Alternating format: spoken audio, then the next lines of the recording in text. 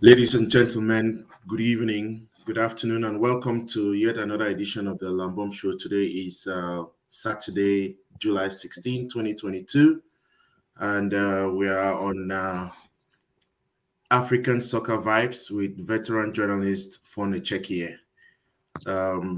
This is the third edition. We have been on for the last 3 weeks, every Saturday, 12 noon Eastern Standard Time, 5 p.m. GMT. And all we strive to do is bring news on soccer, do some analysis and some commentaries. And what is currently on the news on the continent is the TotalEnergies Women's African Cup of Nations that is entering into its call it final lap this weekend with the semis and eventually the finals. So, Fon, welcome.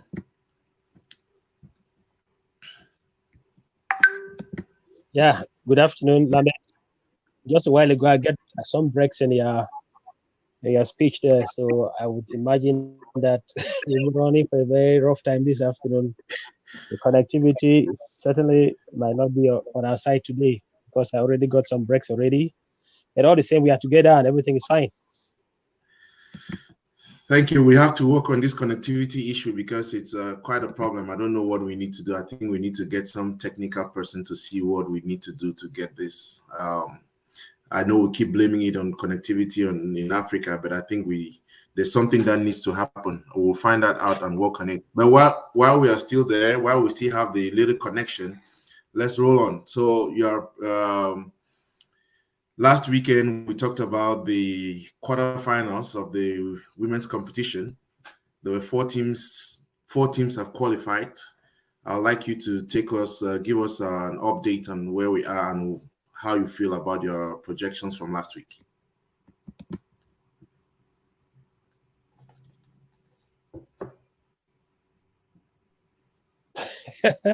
There were not any different from what I told you last week. And I told you that I thought that Cameroon was going to qualify alongside their group mates, Tunisia, which came to pass. And before we even said that Zambia had already qualified. So the question was whether or not Nigeria would arrange the face of the tournament. And Nigeria qualified. And so at the end of the day, we had Zambia, Senegal, Botswana, Morocco, Cameroon, Nigeria, Tunisia, and South Africa qualifying for the quarterfinal stage of the tournament. So it wasn't any different from what we had said. I think it just came out on 100% on the Lambom Show. Lambom Show scored 100%. But that would not take away anything from the Lambom Show if 1, 2, 3 teams dropped by the side of the road leading up to the final game. You know, facts and figures sometimes could tell you things and give you the idea or even give you some amount of courage and foresight as you look ahead of the final. That even if anyone dropped, we would not have taken anything away from the Lambom Show. But that notwithstanding, the Lambom Show scored it on 10 on 10.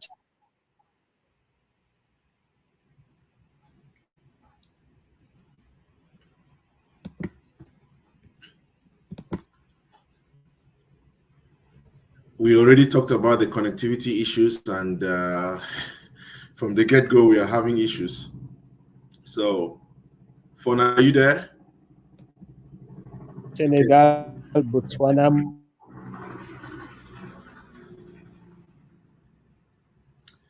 Good. So again, I apologize.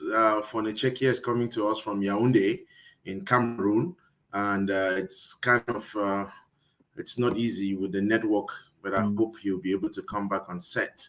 You want to for comeback, but for now I'm on and you are not on.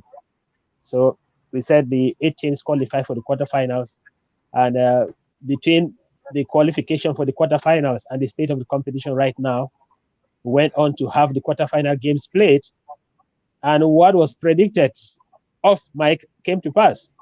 Cameroon was scheduled to confront Nigeria for the quarterfinal showdown, and the projections were that Cameroon would have it very difficult with Nigeria given the prevailing circumstances in the tournament.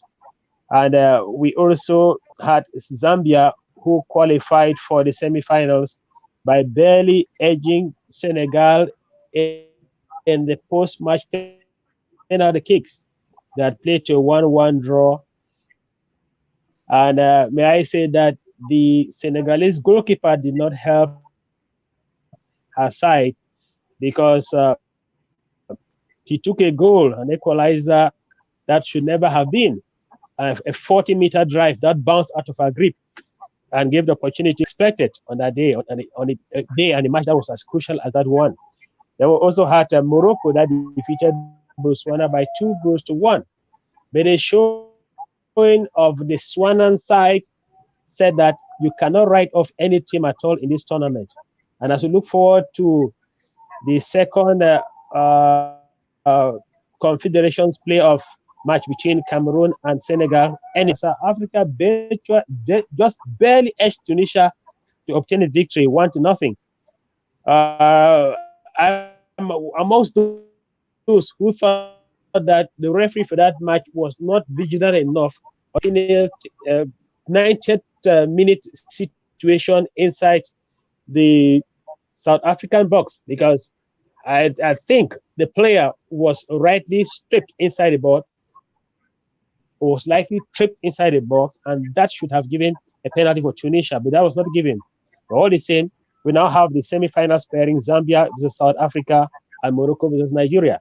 So we're all with fingers crossed, looking ahead to what happens tomorrow, Monday, and Tuesday. Thank you again. I think the network seems to have been on my side, because it seems as if I went off. I was talking and you two were talking. So again, we'll synchronize that. But let's get back to the qualifiers, because last week you were quite on point with Cameroon qualifying. I was wondering what gave you that confidence about Cameroon qualifying, and they managed to do that. But Nigeria, Cameroon and Nigeria soccer, the enmity there, call it enmity, has been has been going on for a while, with the male, now with the female team. So what happened with the semis? What happened to the quarterfinals? Fon, can you hear me?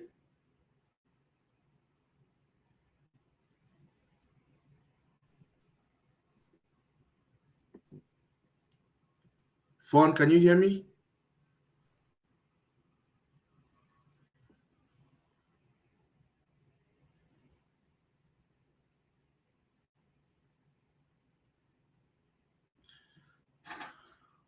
Fon, can you hear me?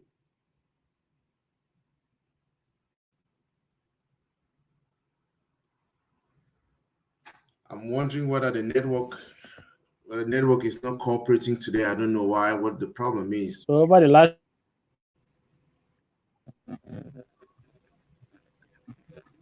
Okay, are we back on now? Yeah, we're back on. Okay. Again, I don't know what is going on. I don't know what is on my side or on your side, but we will figure that out. So I was asking you, you were very confident with the Cameroon qualifying for the at least quarterfinals. I don't know what gave you that confidence, which they did. And then we were talking about the quarterfinals itself. Unfortunately, they got Nigeria.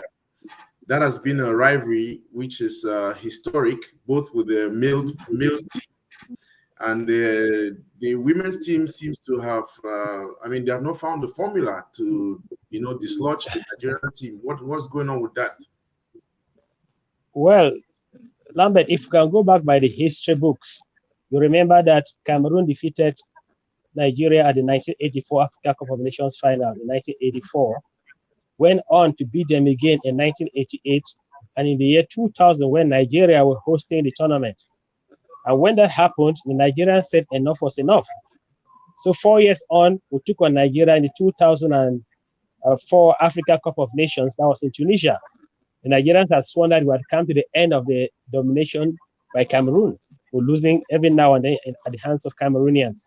And so what happened in 2004 was that Cameroon was eliminated in the quarterfinals by Nigeria.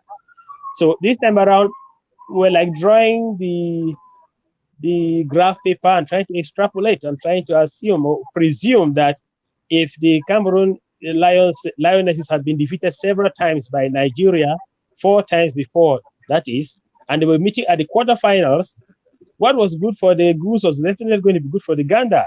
So we had hope, or many of the Lioness fans had hoped that history would repeat itself. Actually, I came out with a write-up which I said that this was a situation where history could, at the end of the day, validate the reality check. I said it could. At the end of the day, it didn't happen. And people wrote to me asking me, you led us to believing that was going to happen. I said, please, readers, there's a difference between when you write and say it could happen and when you say it would happen. I said it could happen. I didn't say it would happen. And so Cameroon got defeated by Nigeria and had to leave the competition.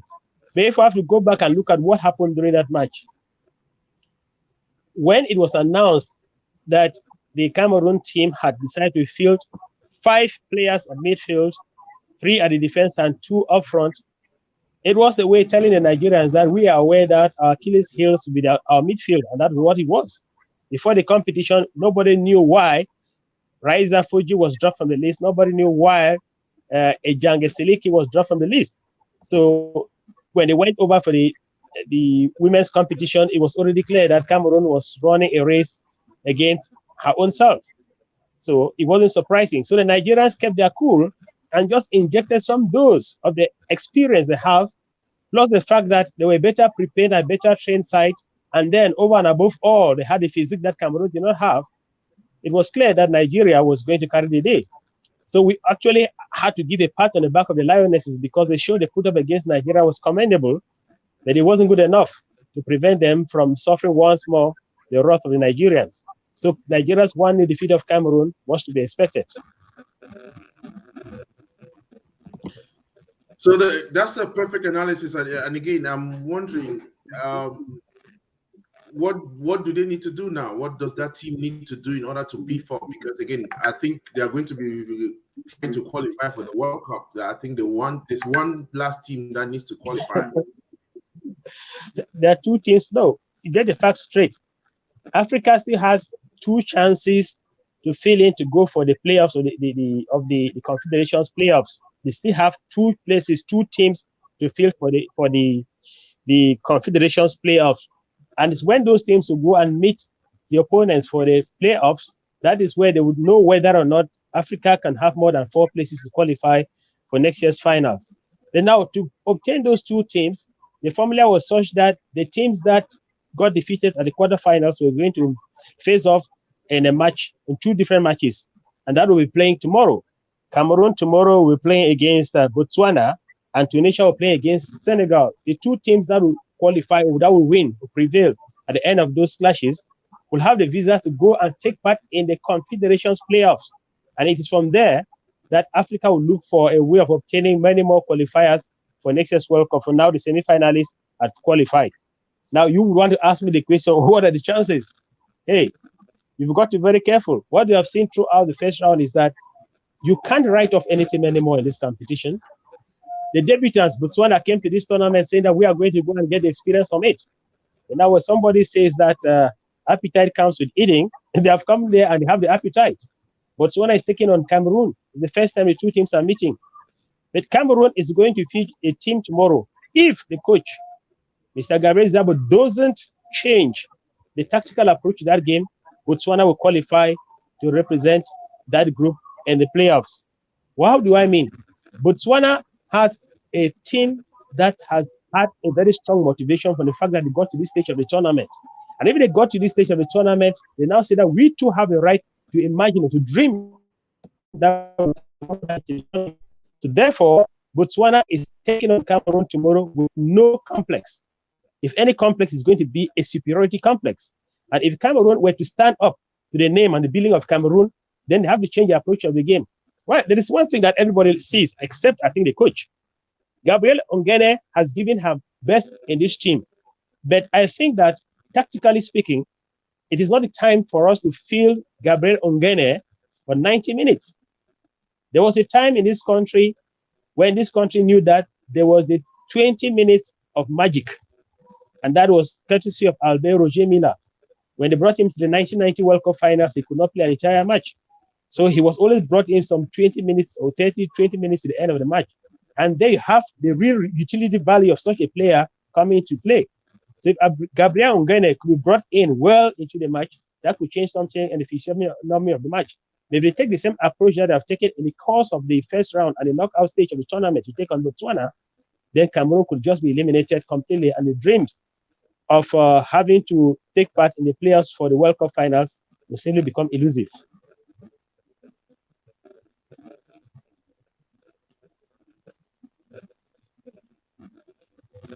Is Gabriel the one who has been carrying the mantle? The team captain, yes. Team captain, okay. So, well, unfortunately, Cameroon is what it is, and we don't want to get into that bit.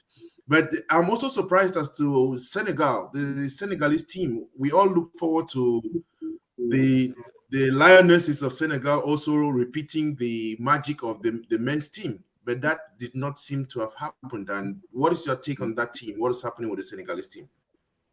Well, what happened to Senegal is that the goalkeeper that was fielded for the tournament, called Chiaba Sene, was a great goalkeeper.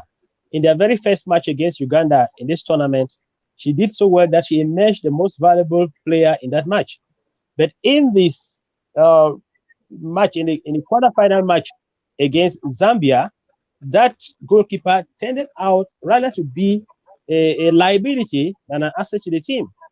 They got into that match, and Senegal were up 1-0. And they were trying to consolidate that lead against Zambia. When from near 40 meters, a shot was taken, a projectile was taken that came and bounced out of the grip of the goalkeeper. And when that happened, there was an attacker that was just around the corner and just headed in, and that's how we got the equalizer and proceeded to the penalty shootout. So I would say that performance by the goalkeeper in that quarterfinal game brought ill luck to bear on Senegal. But I must tell you that having watched the Senegalese team play in the first round and the quarterfinal stage of this tournament, the match against Tunisia tomorrow, it's certainly going to be for them to grab, because they have the arguments that are firmly in favor of them to the detriment of Tunisia. Stephen Angafo, far from home. Good to be in the presence of the great again. Thumbs Lambert for making this possible. So Steve is watching from the UK, I think. So again, let's, before we switch on to something else, there was some. I mean, this is something we have not talked about, but which people were making fun of it.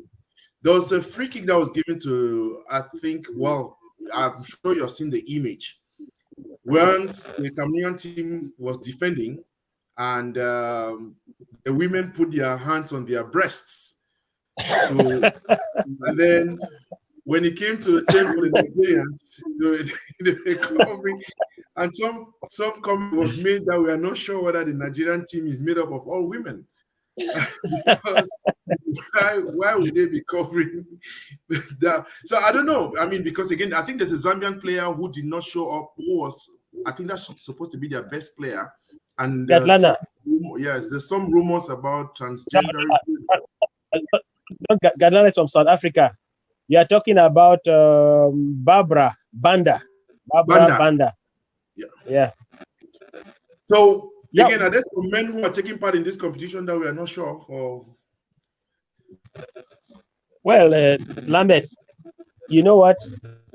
All along, some of those who are participating on this program have always wanted us to throw stones at the CAF and the organization of this tournament. I have no stones to throw at CAF. Really, CAF has taken the required measures for the ethics of the game to be respected in this tournament.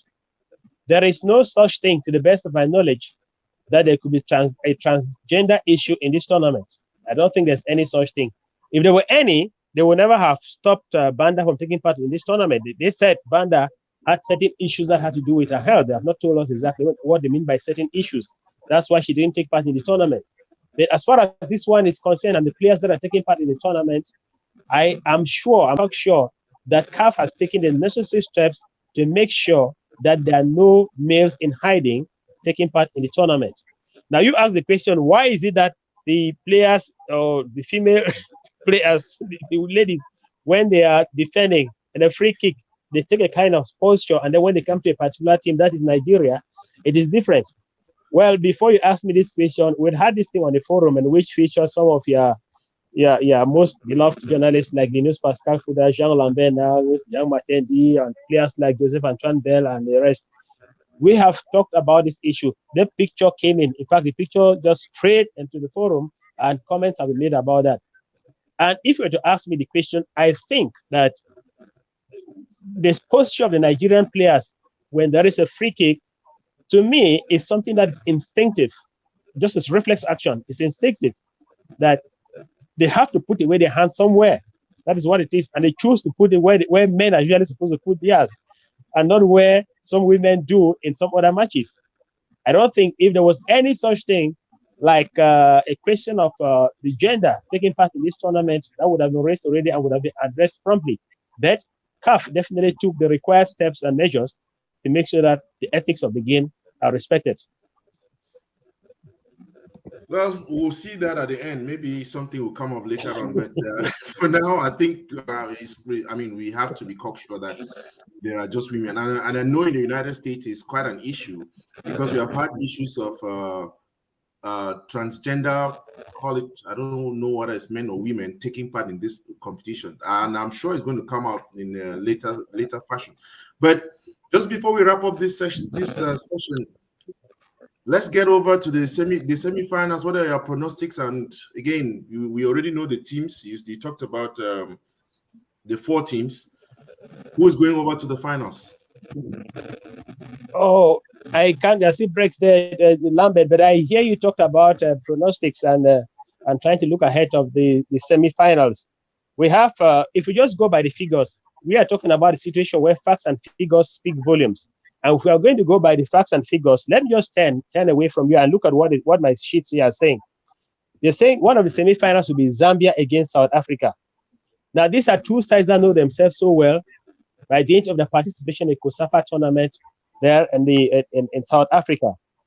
Then now South Africa has played a total of 4 games in which they have won, or rather they have won 4 games so far. They have not lost any. They have drawn none. They have scored 7 times as against 2 South Africa. And that tells you something about the scoring power of South Africa. 7 goals scored so far by South Africa. It is the highest number of goals scored so far by any team in the tournament. But hey, be careful. We're going to go beyond that and look at some aspect that could be such telling. And what is it? This is the issue of the most valuable player of the match. South Africa, for the past 3, 4, 5 matches, have won the most valuable player of each match 4 times. That tells you about the quality of the players they have in that team. Zambia have had most valuable players 3 times.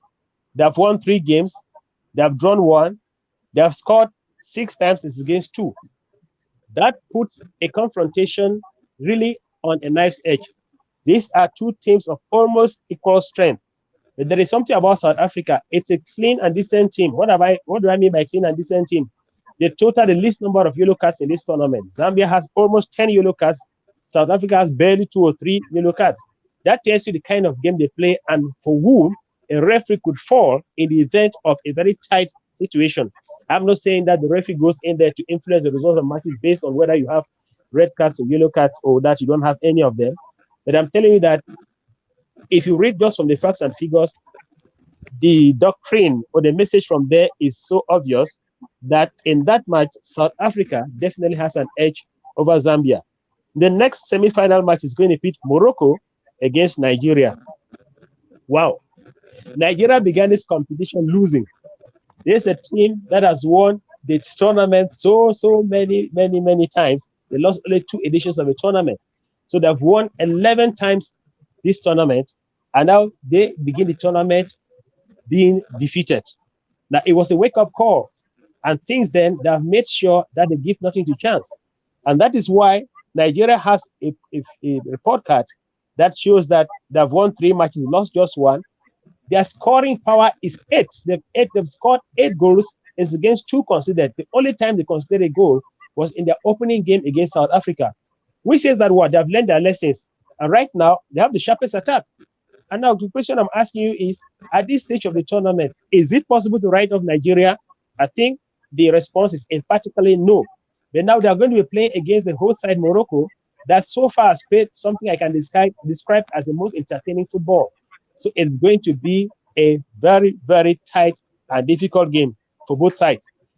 Now, you want to ask me, whom do I think could go through between Morocco and Nigeria?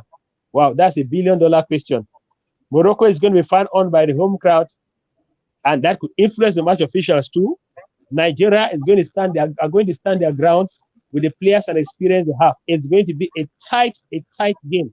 And this particular match, Lambert, let me just say that it's a situation where you dare not squat where angels dare to thread. So I think again this is the exciting stage of the competition, and I see it being a very, very competitive Zambia from nowhere, because again they have been a very formidable side. And I'm looking, I mean, based on your analysis, it's like the finals is going to be between Nigeria and South Africa. What do you think? Are you writing off Morocco? Well, I'm just... Morocco. No, I was just saying that it's a situation where you have the ingredients. Nigeria has the ingredients, Morocco has the ingredients. They now has that particular one that has the ginger topping effect. The ginger topping effect is difficult to determine where it goes to. But in terms of the strength of play and in terms of the determination demonstrated so far, Nigeria should go through. But Morocco has been found on by boisterous and one-sided crowd, which naturally want to provide the home setting advantage to Morocco. The Morocco, with their queen of football, Chebak Islam, who is the only player in the tournament to have emerged most valuable player twice, Morocco has a technical argument to defeat Nigeria. Nigeria is going to come with tactics. Morocco is come with technique. So you tell me, between tactics and technique, who is going to carry the day? That's a good one, and we'll look to that game. But I think that by the time we come to the end of it, the end of the competition, if anything, unfortunately, I don't want Nigeria to dominate the competition again. But seemingly, it may be good for either Morocco or South Africa to carry the competition. No biases against my Nigerian brothers and sisters, but just some diversity is important. Lambert, before the next program, the winners of this tournament would have been known already. But I think I will stand by what I told you from the start of this program. That was sometime the other week, where I said that, given the arguments at the time, I had seen South Africa go all the way. So I still stand by that. Yeah, South Africa, I mean, and they have a competitive women's league in addition. I think aside from them, Nigeria also has, and maybe Egypt, the Maghreb regions also have a good women's league, which is what I think these competitions should be. Develop more of that. But again, so at the end of the day, your prediction is South Africa may carry the competition. Let's see how that works. By next week, we'll be fact checking that. Any other thing you want to comment about with respect to the women's competition before we move over to some other interesting piece? No, I just want to say that it's been a lot of questions being asked by especially Cameroonians about this team, the Cameroonian Lionesses, and this tournament. Well, you did not send the best team to the tournament. That must be agreed on. And I'm going to disagree with Lambert when he says that he would want Nigeria to be defeated and not hope to win the competition. I think Lambert, I'm calling Lambert because for almost 15 years I was running conventions with Jean Lambert now. so I want to call the young Lambert. Well, Lambert, what I'm saying is, if Nigeria can win this tournament 400 times over, let them win. The tournament is meant to determine who are the best sides. If they are the best side, then they should keep on winning. That's what it is. It's not a matter of saying that, well, you've won it for too many times, let this other one come in. No, that's not what it is. They are going to end up, at the end of the day, producing a record or setting a record. And what is the essence of records? Records are meant to be broken. So let them go all the way if they can. So concerning the Cameroon team, they didn't send the best team to the tournament. Now they are eyeing a victory over Botswana to qualify for the Confederations playoff. Now, if you want to know my stand on that matter, it is this. If Cameroon has the wherewithal to go to the World Cup, good and fine. But if they don't have the wherewithal and they only want to go to the World Cup because they want it to be written down somewhere that they went for the World Cup, then you stop it. Because don't go to the World Cup if you're going to come back with disgrace to the country. So if Cameroon is going to defeat Botswana to qualify for the playoffs, then look for the required manpower at the level of the the technicians, and the level of the players who can go and give the country a befitting representation at the World Cup. That is it. So, who are the players that you think should have been in this selection who were not there? I mean, are there some people that were left out? No, at least there were two of them. The midfielder Raiza Foju and Ejanga Siliki. Those are players that are they're in good shape right now as we speak, but nobody understands why they were not included in the squad. And you could see that the absences of those players weighed so much on the team, and they brought in players who did not quite measure to take part in the tournament. I don't think that the coach was supposed to have gone into the pitch to go and play for the Cameroon team. All he should have done was to make it possible for him to have the required manpower, the required human resources to take part in this tournament. And if you put those players at the disposal of the required technical staff, then there is no reason why Cameroon should not reach the World Cup. Because like the male team, that come to a point where just participating in the Africa Cup of Nations was no longer news. It was becoming something that's routine and monotonous. So if they have to reach the World Cup finals to bring together all those players who are capable of delivering, at least on the big stage. So we talked about Cameroon, Nigeria, and you talked, I think, 4 competitions. Which of those games did you cover any of the Cameroon, Nigeria matches? And I mean, on the male team, and which do you remember fondly? What memories do you have? Wow, Lambert, Lambert. I don't know, keep on with this issue of Lambert. Well, effectively, I covered one finals of the Africa Cup of Nations. That was with Cameroon playing against Nigeria, because in 1984, I was a science student in Cast Bambili. In 1988, I was about to leave school for an internship abroad.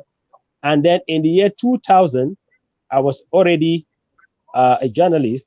And Cameroon played against Nigeria at the Surulere Stadium. That was the final game. That was played at the end of the first co-hosted tournament in the history of the Africa Cup of Nations. Well, Cameroon began the competition in Group A. That was in Accra, Ghana.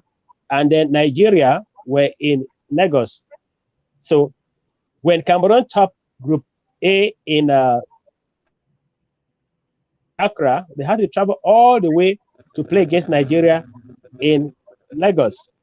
I remember the players landed in Lagos about 24 hours ahead of the journalists.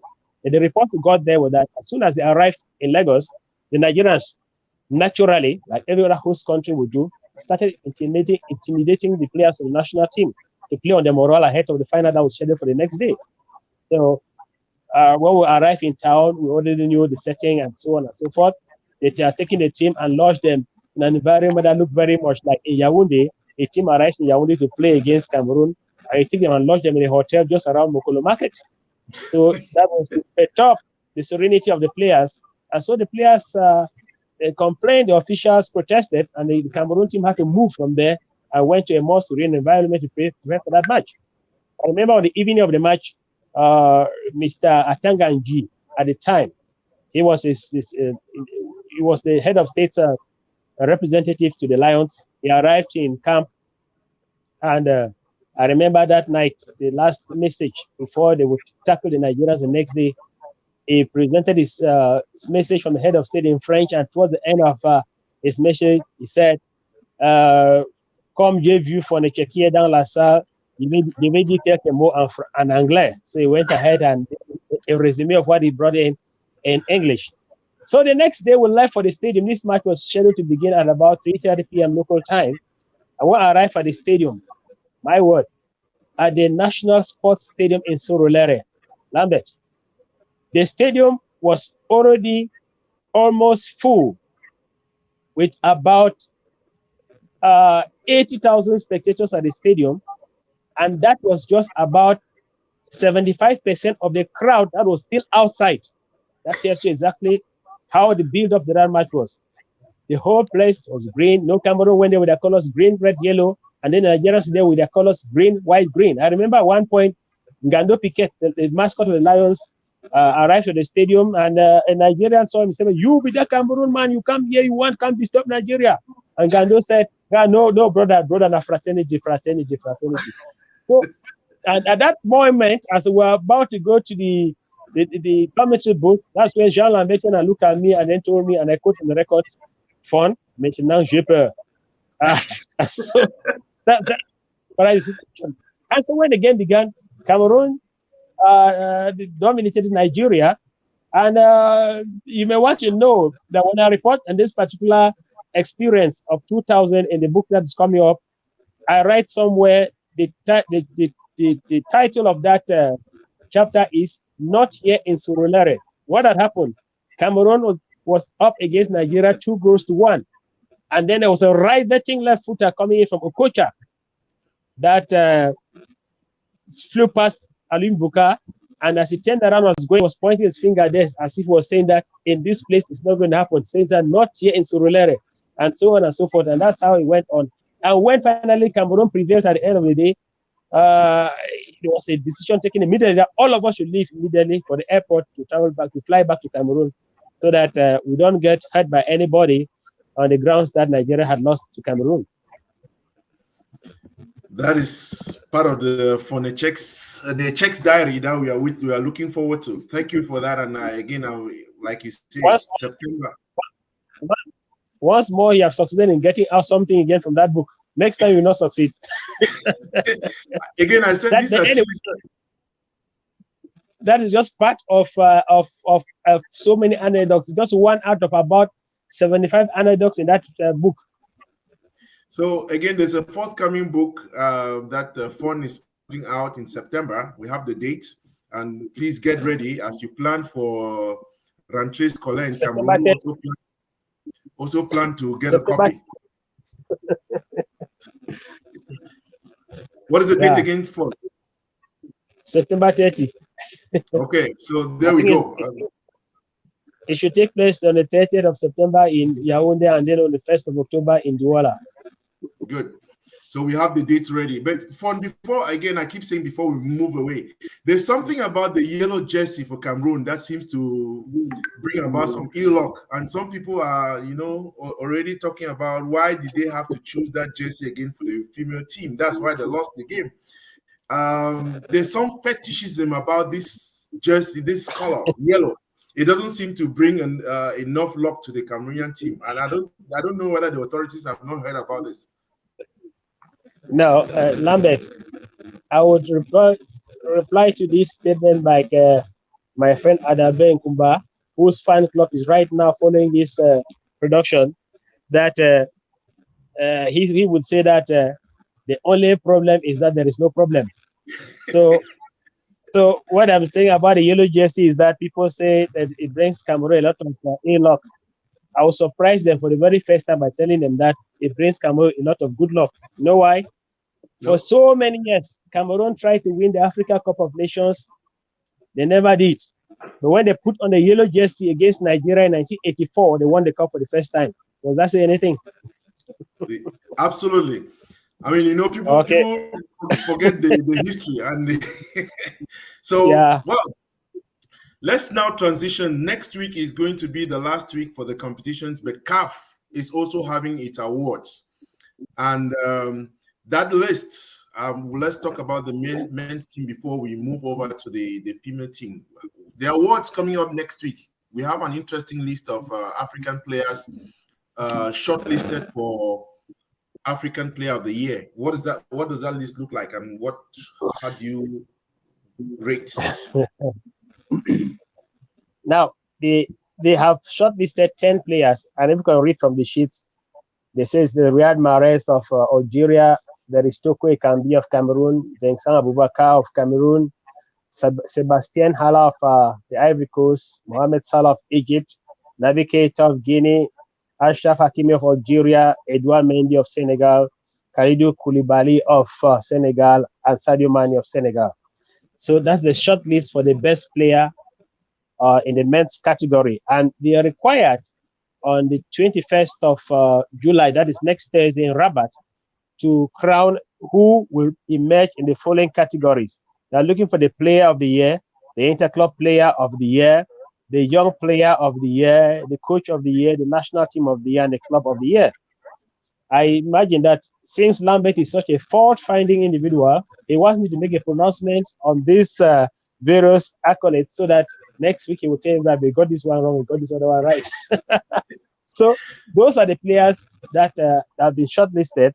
And you have also another list for the ladies. But grosso modo, they are looking for the player of the year, the interclub player of the year, the young player of the year, and the coach of the year, national team of the year, and the club of the year. And to obtain those individuals who are going to be working on the stage under a bright spotlight, facts and figures are speaking for themselves. So you just have to consult the facts and figures, and then you may come close to knowing who is going to emerge and who is not going to prevail. So I guess you don't want me to start doing that right now, do you? I really want to, because again, what is the process for getting this? Well, this is something like a short list. It just goes by what we do equally on International Federation of Football History and Statistics, that we also give awards to the best players, the best coaches, and so on and so forth. What happens is that a group of technicians composed of football coaches, football administrators, club presidents, association presidents, referees, and some choice individuals in the crowd. They are asked to forward names for the various categories, and at the end of the day, they streamline those lists and they retain the what you can call now the short lists, and it's just what we're just giving you. So, as we speak, those individuals will go back again, still to do something. Will look like the cardinals who are in conclave. They want to choose the successor of Saint Peter. You go and pray for days on end, and then you end up coming out with somebody, and then the white smoke is there to announce whoever it is. But in this case here, there is no white smoke. As a matter of fact, the white smoke actually is the night itself when they start reading out those who have won and those who have emerged and those who have prevailed. So they go back again, and this time the selection is more stringent. They look at the various aspects in the game of football, the observation of the ethics, the code of ethics that defines the game of football, and then at the end of the day, they can be able to come up with which player has an edge over which, and they give you the final list. So based on that, I would have expected that you should have been part of that voting team. I don't know why you are not part of it, but let's do your own votes now. Since you are not part of the team, let's get your votes now. So I mean, if you ask me personally, I think the winner of that is the last name on that list. I don't know why they put his name last. That was meant to couch the put it in mystery, but I think again, by every count, Mane is going to. You know what, Lambert? Had they begun with Mane, you would have said that why did they have to put his name first? It means that they've already influenced the choice of the jury. That's what you would have said. Well, I don't think so. It's a question of normally what they should have done is they should have brought this list, of published the list following an alphabetical order. In that way, you don't say that this has been influenced by this or that. But whichever position you appear on the short list is immaterial, it's irrelevant. What speaks for you are your records. They will not call for Mane and Toko Ekambi ask the two of them, between the two of you, who is a better player? They are not there. They are probably sleeping or having some chill champagne somewhere while their records are speaking for them. So now, since you've asked me to do that and you told me to do this shortly before I got here, and in order not to chop off a lot of your time, what I decided to do was that I decided to come up with something which I think is what meets the eyes from the word go.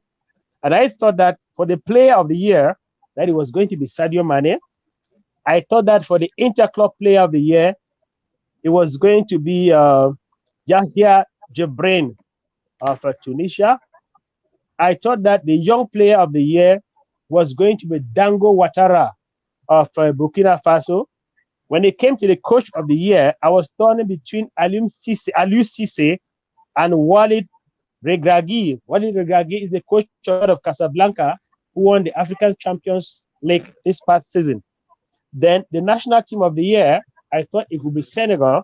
And of course, the coach of the year, or rather the club of the year, would be Wydad of Casablanca, the winners of the African Champions League. That was in the men's category.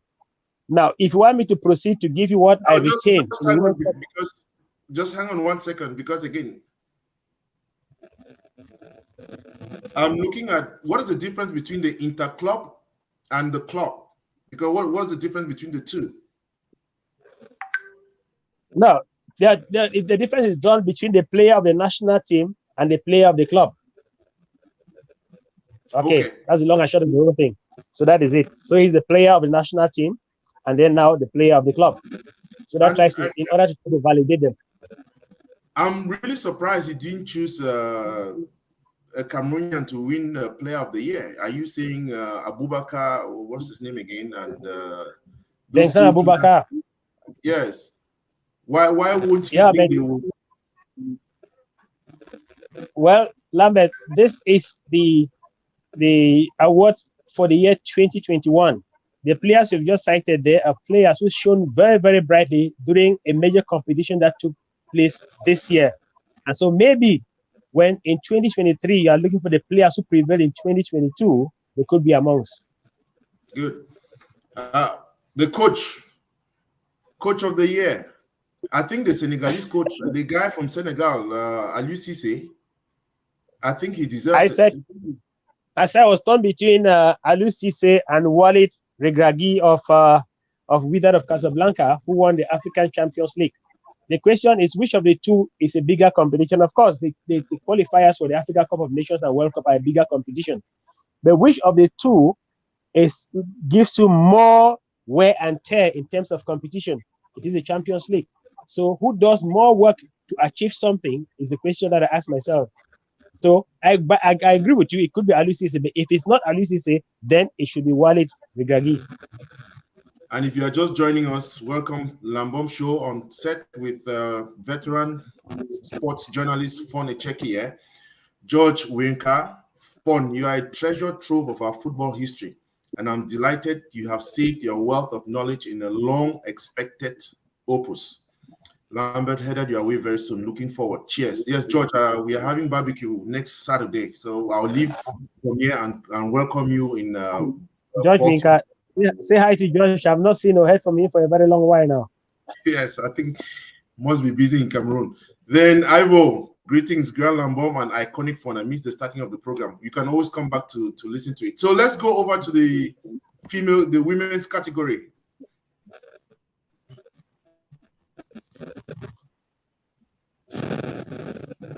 I don't quite get you, but I suppose you're asking us to go over to the ladies' page, and this one says that the player of the year, if I had to choose, would be Ghislaine Chebak of Morocco.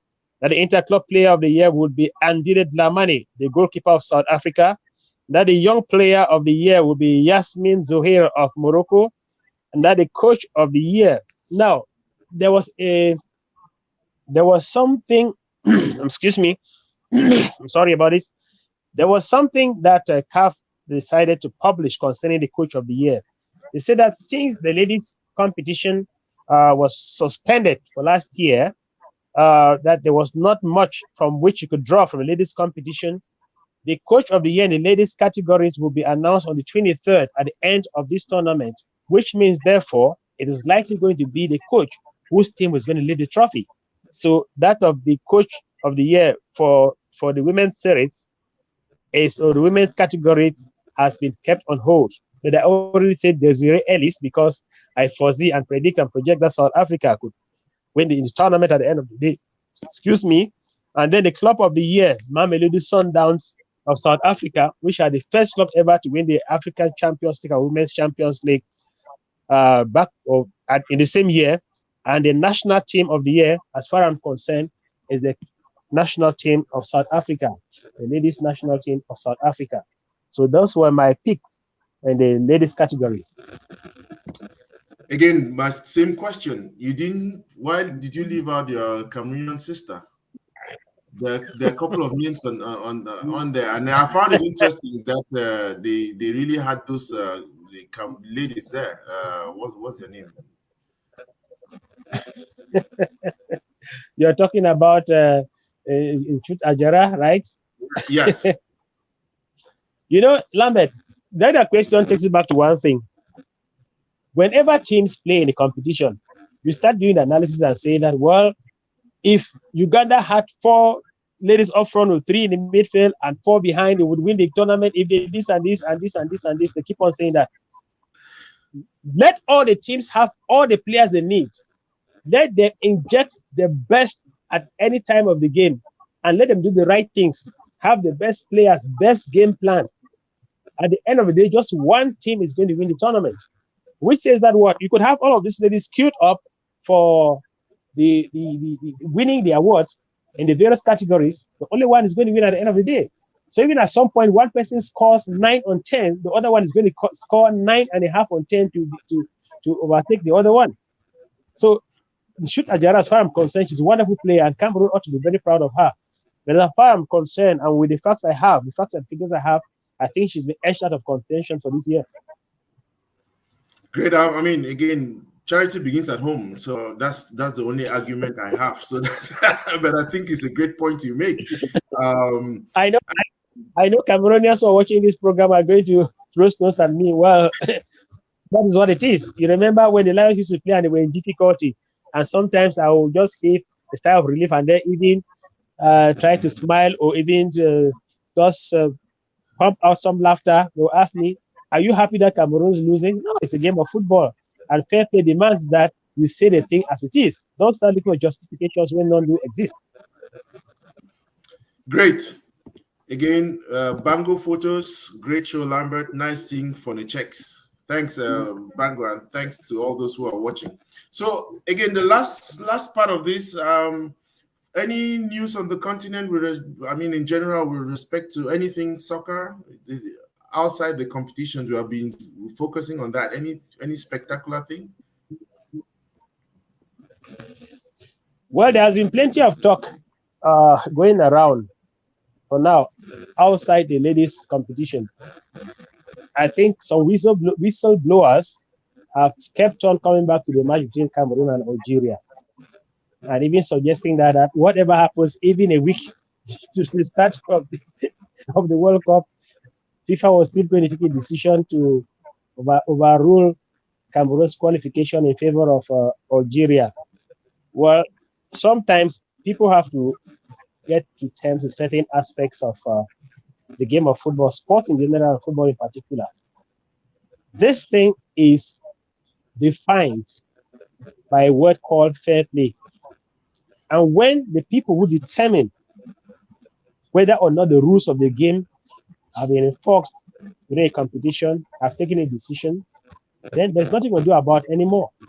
First of all, if you thought that for one reason or another, referee Gassama favored Cameroon, the first thing you would have done was have written the protest following the deadline. That was never respected. So from that point alone, that was supposed to be shoved aside.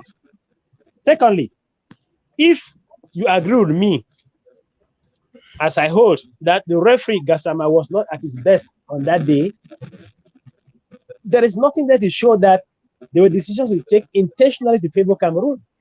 He might have made some errors left or right.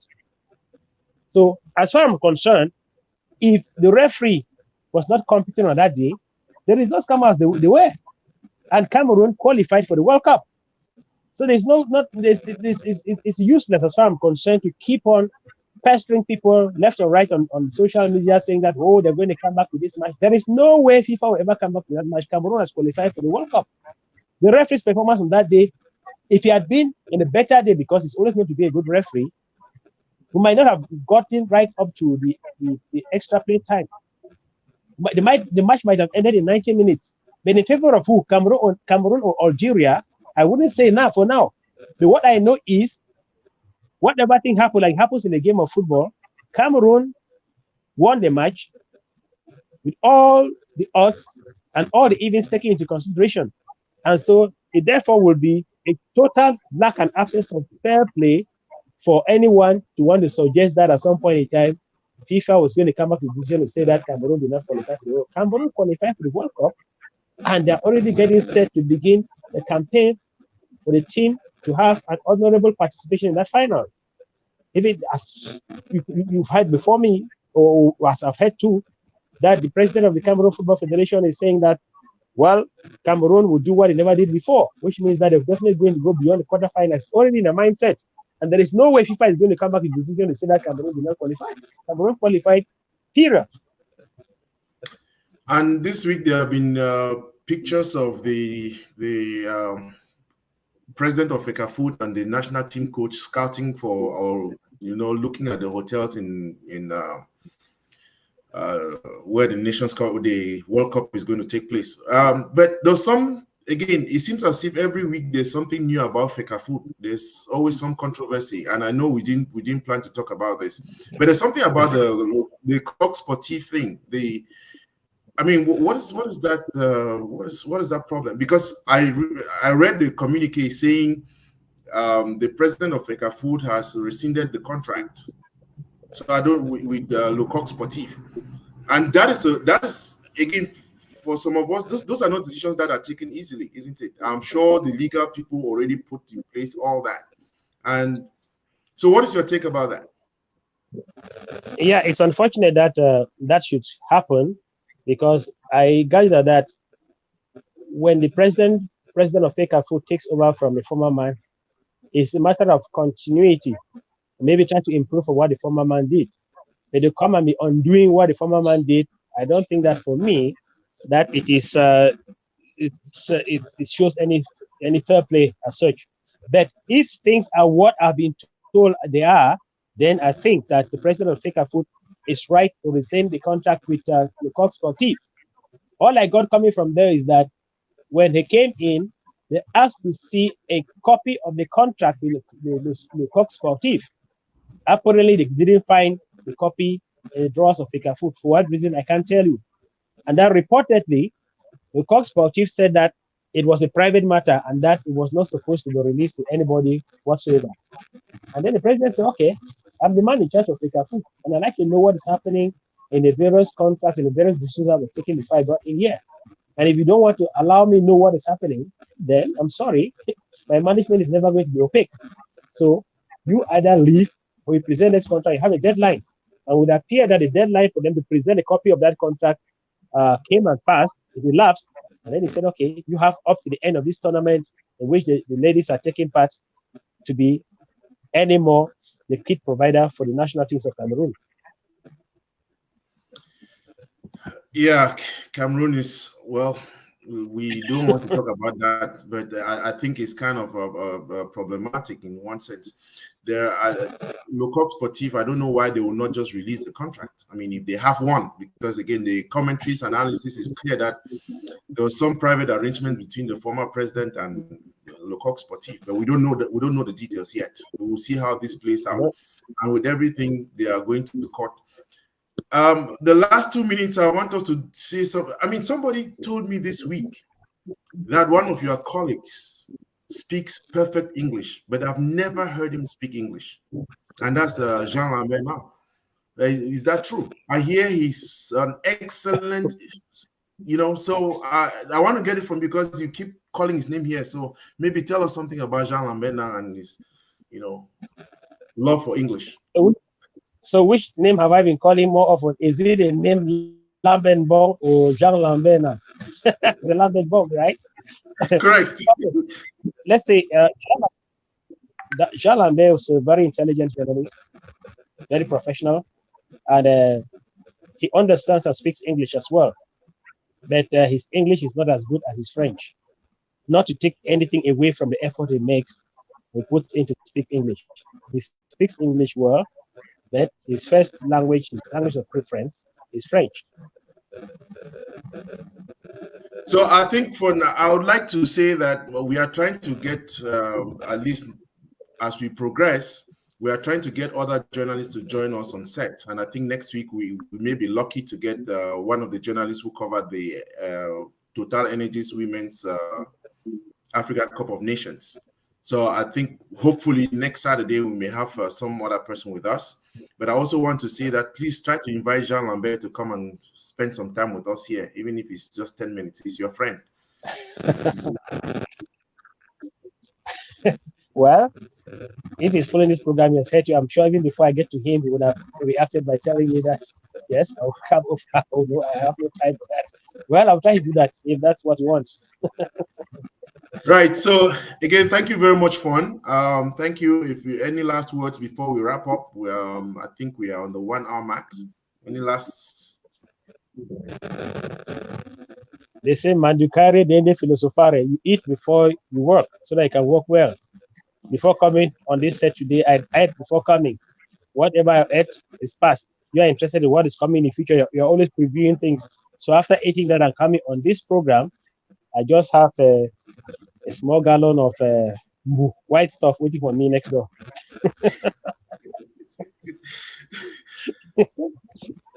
And again, thank you. This is our 3rd edition. This is a 3rd time coming on. We hope to keep this at least till the end of the year when the World Cup is going to be. And I think, Fon, I hope you and I can work out something before again, because I see it's becoming popular. But I'm also asking that it will be important for people, if you have sponsors, people who can sponsor this show, people who want to advertise on this show, please reach out. We need to grow this organically, and I want to put out the competition for a jingle.